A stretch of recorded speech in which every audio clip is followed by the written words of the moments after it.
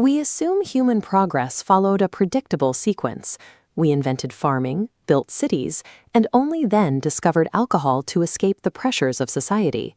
But for the vast majority of our history, nomadic hunter-gatherers lived without these substances.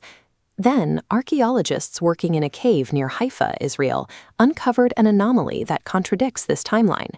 They found stone mortars carved directly into the bedrock containing the chemical residue of wheat and barley germinated and fermented 13,000 years ago. The Natufian people who used these cave breweries were entirely nomadic. They were gathering wild grain by hand specifically to ferment it, long before they ever thought to plant it. The evidence suggests the timeline is reversed.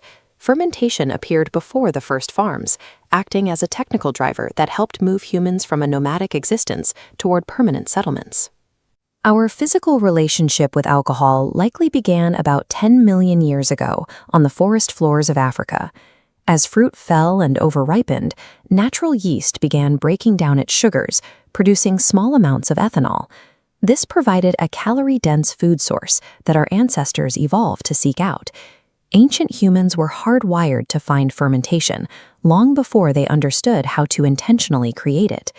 12,000 years ago in Turkey, nomadic groups organized the massive labor required to build Göbekli Tepe, a complex of 10-ton stone pillars carved with intricate detail. Archaeologists found no evidence of permanent housing at the site, but they did find massive stone vats.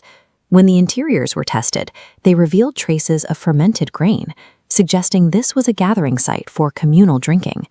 This diagram compares the complex, multi-step chain required for bread against the passive process of making beer. Bread requires grinding, kneading, and baking.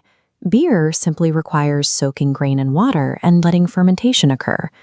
The social and biological drive to secure a reliable supply of beer provided the motivation for nomadic tribes to stay in one place and cultivate crops.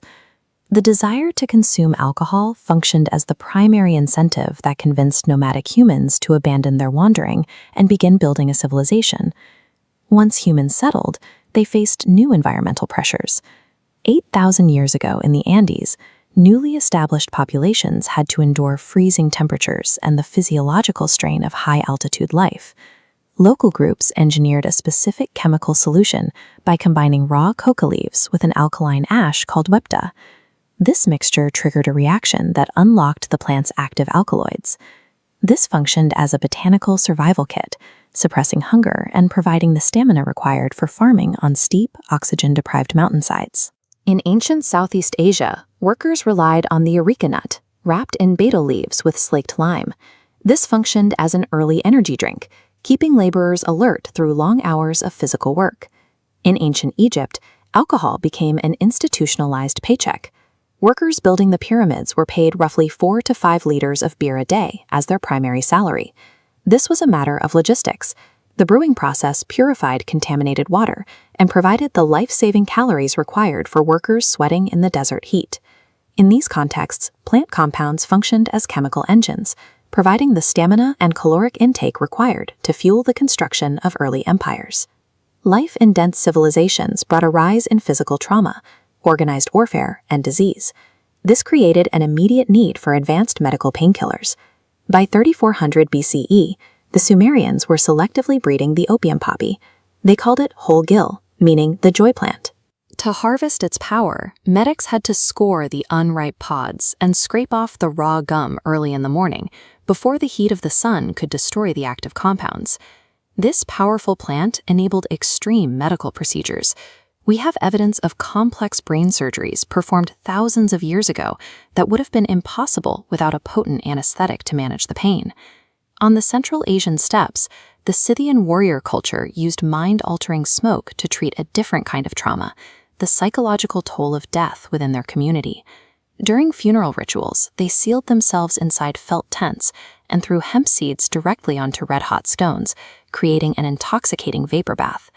Early societies often treated these substances as sacred or dangerous tools, restricting their use to healers and priests to manage the physical and emotional tolls of civilization.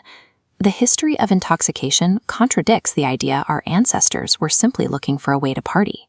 For hundreds of thousands of years, nomadic hunter-gatherers lived their lives without these substances. Consistently altering human consciousness required the surplus time, specialized tools, and complex social structures that only a settled society could provide. Every time we drink a beer or use a painkiller today, we are participating in the same chemical engineering that allowed our ancestors to settle down and build the world around us.